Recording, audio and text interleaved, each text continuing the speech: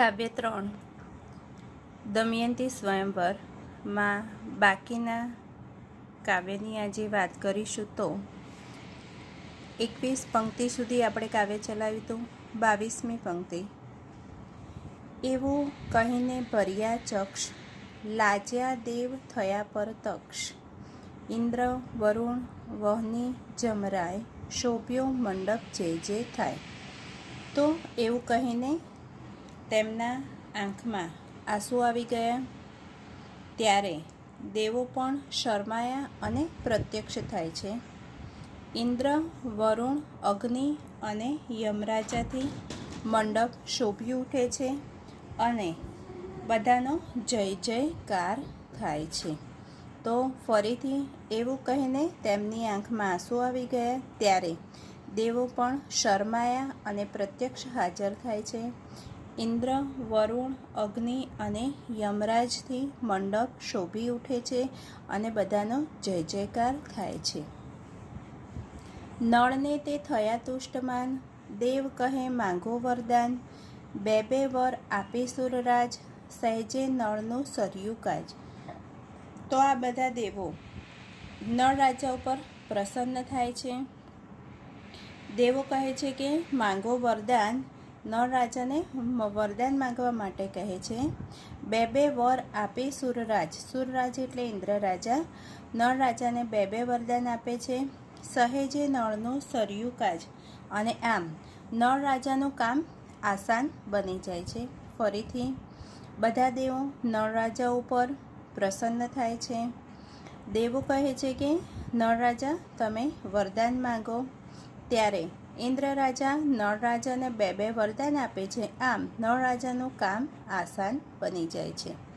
કમળમાળ આપી સુરરાય, લક્ષ વર્ષ નવ સુકાય. અશ્વમંત્ર આપ્યો રાજન, દિન એકે હિંડે જત જોચન. તો બે વરદાનમાં પહેલું વરદાન એ છે કે સુરરાય એટલે ઇન્દ્ર રાજા. તો ઇન્દ્ર રાજાએ નળ રાજાને કમળની માળા આપે છે. તે લાખો વર્ષો સુધી પણ સુકાશે નહીં. લક્ષ એટલે લાખો વર્ષો સુધી નહીં સુકાય. અશ્વમંત્ર આપ્યો રાજન. અને અશ્વમંત્ર રાજાને આપે છે કે એક દિવસમાં આ અશ્વ એટલે કે ઘોડો 100 માઇલ સુધી દોડી શકશે. તો પહેલું વરદાન કમળની માળા આપે છે જે લાખો વર્ષો સુધી નહીં સુકાય.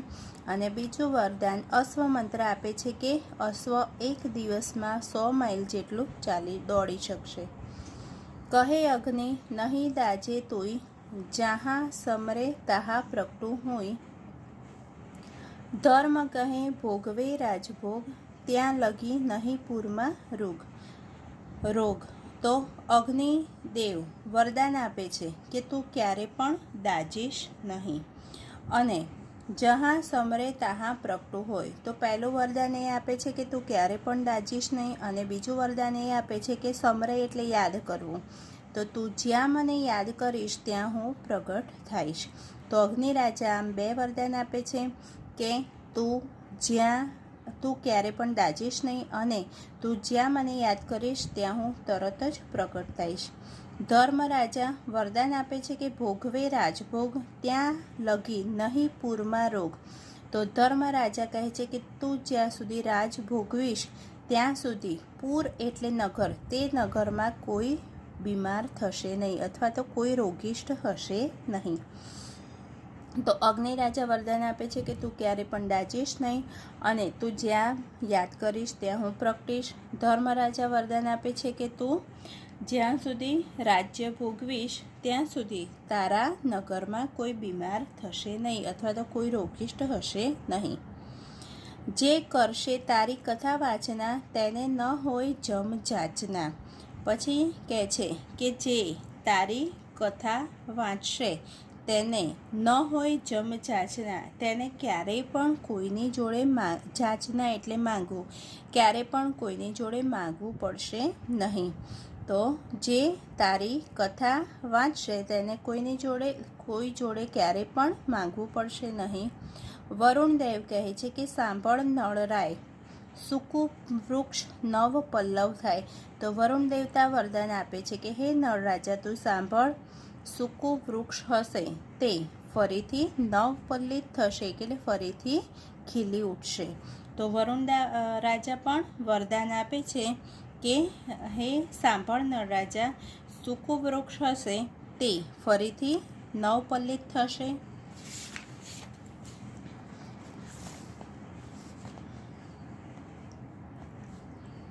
સમર્યું જળ ઉપજે તત્કાળ, આઠે વર પામે ભૂપાળ. એટલે કે કહે છે કે સમર્યું જળ ઉપજે તત્કાળ, એટલે તું યાદ કરીશ ત્યાં તરત જ જળ ઉત્પન્ન થશે. આમ નળ રાજા 8 વરદાનને પામે છે. ભૂપાળ એટલે રાજા, તો નળ રાજા 8 વરદાન પામે છે, પ્રાપ્ત કરે છે. પછી દમયંતીને આપ્યો વર, અમૃત સ્ત્રાવ્યા હજો તારા કર. તો પછી દમયંતીને પણ વરદાન આપે છે કે તારા કર એટલે તારા હાથ અમૃત સ્ત્રાવ્યા થજો, એટલે કે તું અમરત્વ પ્રાપ્ત કરજે. તો ફરીથી વરુણદેવ કહે છે કે તું જ્યાં મને યાદ કરીશ ત્યાં તરત જ જળ ઉત્પન્ન થશે. આમ નળ રાજા 8 વરદાન પ્રાપ્ત કરે છે. પછી દમયંતીને પણ વરદાન આપવામાં આવે છે કે તારા હાથ અમૃત સ્ત્રવ્યા થજો, એટલે કે તું અમરત્વ પ્રાપ્ત કરજે. સર્વે સ્તુતિ કીધી દેવતા તણી, વિમાને બેસી ગયા સ્વર્ગ ભણી. દમયંતી હરખી તત્કાળ, નળને કંઠે આરોપી માળ. પછી દેવતાઓની, આ ચારેય દેવતાઓની બધા સ્તુતિ કરે છે. પછી દેવતાઓ વિમાનમાં બેસીને સ્વર્ગ તરફ જાય છે અને દમયંતી તરત જ હરખી તત્કાળ એટલે ખૂબ જ ખુશ થઈ જાય છે અને નળને કંઠે આરોપી માળ એટલે કે નળના ગળામાં વરમાળા પહેરાવી દે છે. તો બધા દેવતાઓની સ્તુતિ કરે છે. પછી બધા દેવતાઓ વિમાનમાં બેસીને સ્વર્ગ તરફ જાય છે. દમયંતી તરત જ હરખાઈને નળના ગળામાં વરમાળા પહેરાવી દે છે. સાધુ રાજા સર્વે રહ્યા, અદેખવા ઉઠીને ગયા. વર કન્યા પરણ્યા રીત કરી, ભીમકે પહેરામણી ભલી કરી.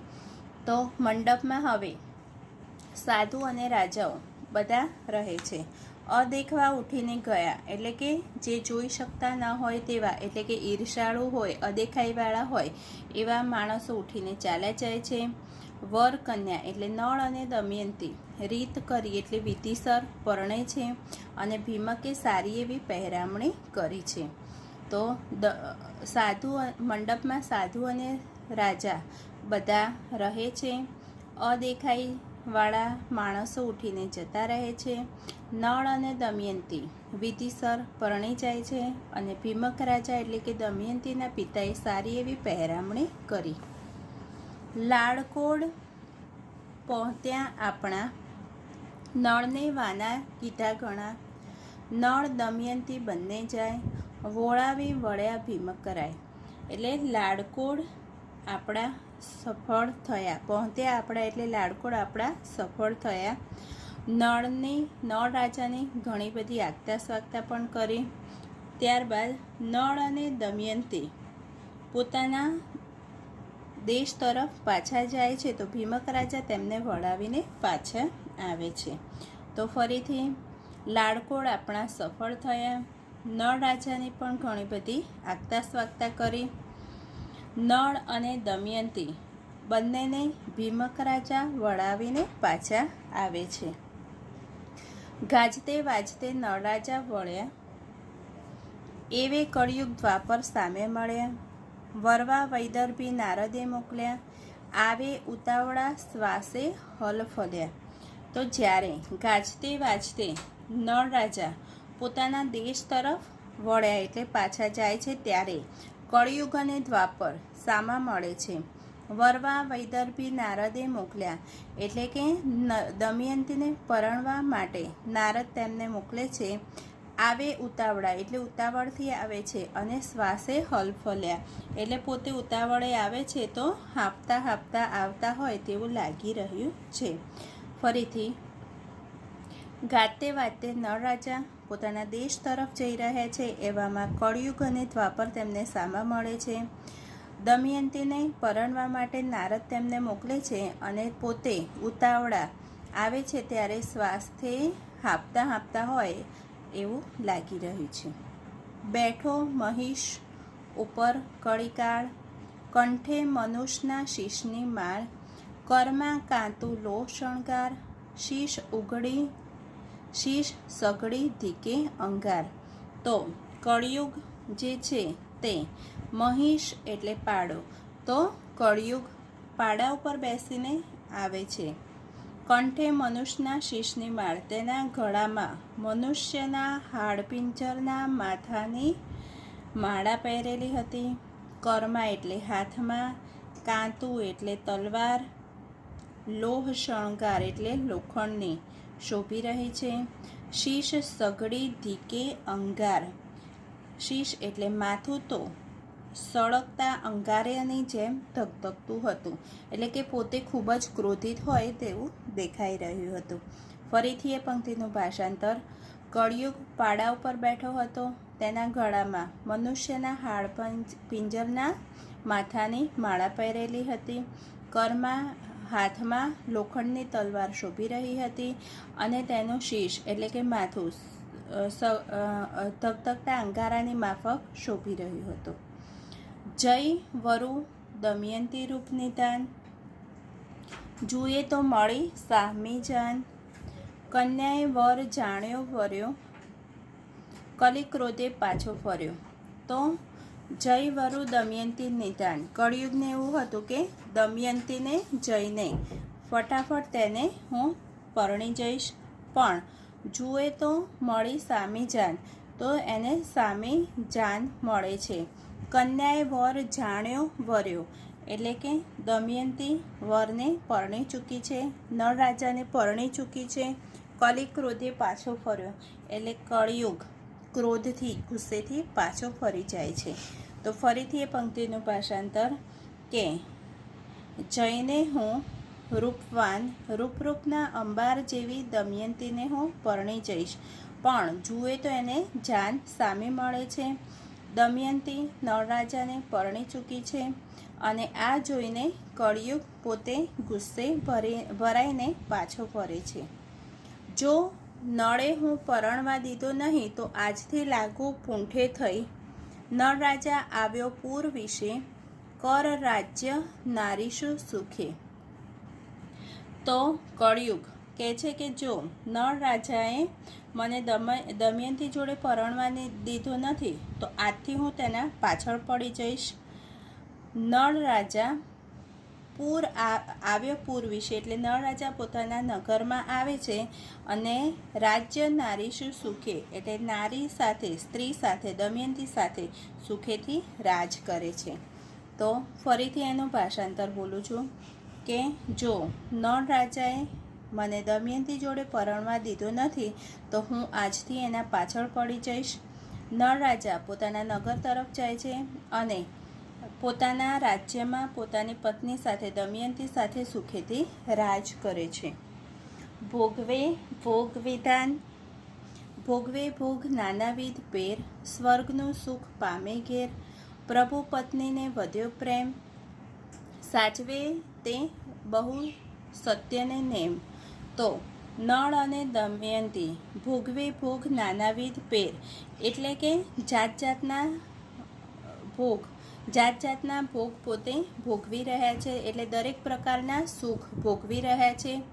સ્વર્ગનું સુખ પામે ઘેર, એટલે પોતે પોતાના ઘરમાં સ્વર્ગનું સુખ પામી રહ્યા છે. પ્રભુ પત્નીને વધ્યો પ્રેમ, એટલે કે પતિ પત્નીમાં નળ અને દમયંતીમાં પ્રેમ પણ વધી રહ્યો છે. સાચવે તે બહુ સત્યને નિયમ, એટલે બંને પોતાના જીવનમાં સત્ય અને નિયમનું સારી રીતે પાલન કરી રહ્યા છે. તો બંને જણ અનેક પ્રકારના સુખ ભોગવી રહ્યા છે, પોતાના ઘરમાં સ્વર્ગનું સુખ પામી રહ્યા છે. પ્રભુ પત્ની વચ્ચે, એટલે નળ અને દમયંતી વચ્ચે પણ પ્રેમ વધી રહ્યો છે અને પોતે સત્ય અને નિયમોનું સારી રીતે પાલન કરી રહ્યા છે. ચારે વર્ણ પાળે કુલ ધર્મ, ચાલે યજ્ઞાદિકનું કર્મ, તેણે કલિજુગનું ચાલે નહીં, હિંડે છીંડી જોતો જહી તહી. તો ચારે વર્ણનું, ચારે કુળ ધર્મનું પાલન કરી રહ્યા છે. ચાલે યજ્ઞાદિકનું કર્મ એટલે પોતે યજ્ઞાદિકના કર્મો પણ કરી રહ્યા છે. તેણે કલિયુગનું ચાલે નહીં એટલે ત્યાં કળિયુગનું ચાલે તેમ નથી. હિંડે છીંડી જોતો જહી તહી એટલે અહી તહી જ્યાં ત્યાં કળિયુગ નળ રાજાને પરેશાન કરવા માટે અહીં તહીં જ્યાં ત્યાં ફરી રહ્યો છે, પણ ત્યાં કળિયુગનું કંઈ ચાલે એમ નથી. તો ફરીથી એનું ભાષાંતર બોલું છું. ચારે વર્ણનું અને કુળ ધર્મનું પોતે પાલન કરી રહ્યા છે. પોતે યજ્ઞાદિકનું કર્મ એટલે યજ્ઞ પણ કરી રહ્યા છે. ત્યાં કળિયુગનું ચાલે એમ નથી અને કળિયુગ અહીં તહીં આમ તેમ ફરી રહ્યો છે. નગર પૂંઠે ફેરા બહુ ખાય, પણ સત્ય આગળ પ્રવેશ ન થાય. સહસ્ત્ર વરસ રહીને ગયા, દમયંતીને 2 બાળક થયા. એટલે કળિયુગ નગર પૂંઠે એટલે નગરની આજુબાજુ ફેરા એટલે આંટા ફેરા મારે છે, પણ સત્ય આગળ પ્રવેશ ન થાય. પણ સત્યની આગળ કળિયુગ એમાં પ્રવેશી શકતો નથી. સહસ્ત્ર વરસ વહીને ગયા એટલે હજારો વર્ષો વીતી ગયા અને દમયંતીને 2 બાળક થયા. ફરીથી નગરની આજુબાજુ કળિયુગ આંટા ફેરા મારી રહ્યો છે, પણ સત્ય આગળ તે પોતે પ્રવેશી શકતો નથી. આમ સહસ્ત્ર વર્ષ વહીને ગયા એટલે હજારો વર્ષો વહી ગયા પણ અને દમયંતીને 2 બાળક થયા. જુગ્મ બાલક સંગાથે પ્રસવ્યા. જુગ્મ એટલે જોડકા બાળકો જોડે પ્રસવ્યા એટલે જોડે થયા. પુત્ર પુત્રી રૂપે અભિનવા. નળ દમયંતી હરખે ઘણું, બાળક વડે શોભતું આંગણું. એટલે તેમને જુગ્મ બાળક એટલે જોડકા બાળકો બંનેને જોડકા બાળકો દમયંતીને થાય છે. પુત્ર અને પુત્રી રૂપે પોતે અવતરે છે. નળ અને દમયંતી આ જોઈને ખૂબ જ હરખાય છે અને આ બાળકો વડે આંગણું શોભી રહ્યું છે. ફરીથી નળ અને દમયંતીના ત્યાં જુગ્મ બાળક એટલે જોડકા બાળકો જોડે અવતરે છે. પુત્ર અને પુત્રી રૂપે તે અવતરે છે, જન્મ લે છે. નળ અને દમયંતી આ જોઈને ખૂબ જ હરખાય છે, ખૂબ જ ખુશ થાય છે અને બાળક વડે શોભતું આંગણું એટલે બાળકોથી આંગણું શોભી રહ્યું છે. એક દિવસ નળ ભૂપાળ મંગાવ્યું જળ, થયો સંધ્યાકાળ. રહી પાણી કોરી ધોતા, પાગ કલિજુગ પામ્યો પેઠાનો લાગ.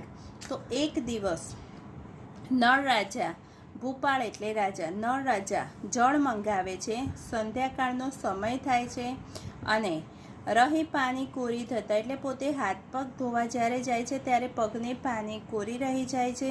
ત્યારે કળિયુગ પામ્યો પેઠાનો લાગ એટલે કળિયુગને એમાં પ્રવેશવાનો મોકો મળી જાય છે. એક દિવસ નળ રાજા જળ મંગાવે છે ત્યારે સંધ્યાકાળનો સમય હતો. પગની પાણી કોરી રહી જોતા કળિયુગને નળ રાજામાં પ્રવેશવાનો મોકો મળી જાય છે. સંધ્યાવંદન કીધું રાજન, પ્રવેશ કલીનો તેહે સ્થાન. ત્યમ સેજ્યા સુતો ભોપાલ, સર્વાંગે વ્યાપ્યો કલિકાલ. તો રાજાએ સંધ્યાવંદન કર્યું એટલે સંધ્યા પૂજા કરી. પ્રવેશ કલીનો તેહે સ્થાન, તે વખતે પગની પાની દ્વારા કળિયુગ તેનામાં પ્રવેશી ગયો હતો. ત્યમ સેજ્યા સૂતો ભૂપાલ, સેજ્યા એટલે પથારી ઉપર. જ્યારે નળ રાજા પથારીમાં, ભૂપાલ એટલે રાજા, નળ રાજા પથારીમાં સૂવા માટે જાય છે ત્યારે સર્વાંગે એટલે શરીરના દરેક અંગમાં કળિયુગ વ્યાપી જાય છે, પ્રસરી જાય છે. ફરીથી રાજાએ સંધ્યાવંદન કર્યું. એ વખતે કળિયુગ તેમાં પ્રવેશી ચૂક્યો હતો. જ્યારે નળ રાજા પથારીમાં સૂવા માટે જાય છે ત્યારે સર્વાંગ એટલે દરેકે દરેક શરીરના અંગે અંગમાં કળિયુગ વ્યાપી જાય છે. સેજ્જા એટલે પથારી, ભૂપાલ એટલે રાજા, સર્વાંગ એટલે શરીરના દરેકે દરેક અંગમાં. તો જ્યારે નળ રાજા પથારીમાં સૂવા માટે જાય છે ત્યારે તેના દરેકે દરેક અંગમાં કળિયુગ વ્યાપી જાય છે. હવે વલણ.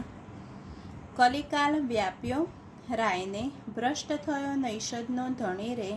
હવે વઢાળો પિતરાઈને, કલી ચાલ્યો પુષ્કર ભણી રે. પછી રાય એટલે રાજા. તો કળિયુગ રાજાના દરેકે દરેક અંગમાં ફેલાઈ ગયો છે, વ્યાપી ગયો છે. નૈષદનો ધણી ભ્રષ્ટ થયો રે એટલે નિષદ દેશનો રાજા નળ ભ્રષ્ટ થઈ ગયો છે. હવે વઢાળો પિતરાઈને એટલે બંને પિતરાઈ ભાઈઓ વચ્ચે ઝઘડો કરાવો. કળી ચાલ્યો પુષ્કર ભણી રે. અને આમ કહીને કળી તેના પિતરાઈ ભાઈ પુષ્કર રાજા તરફ જાય છે. ફરીથી કળિયુગ વ્યાપ્યો રાયને, કળિયુગ રાજાના શરીરમાં પ્રસરી ગયો છે. નિષદ દેશનો રાજા નળ રાજા ભ્રષ્ટ થઈ ગયો છે. ત્યારે કળિયુગ કહે છે કે હવે બંને પિતરાઈ ભાઈઓ વચ્ચે ઝઘડો કરાવો. તેમ કરીને પોતે પુષ્કર રાજા તરફ જઈ રહ્યો છે. તો આમ આપણું કાવ્ય 3 પૂરું થયું. ના ખબર પડે તો મેસેજ કે ફોનથી દરેક જણ પૂછી શકે છે. ત્યારબાદ સ્વાધ્યાયના સવાલ જવાબ લખી દરેકે મને મોકલવાના રહેશે. અસ્તુ.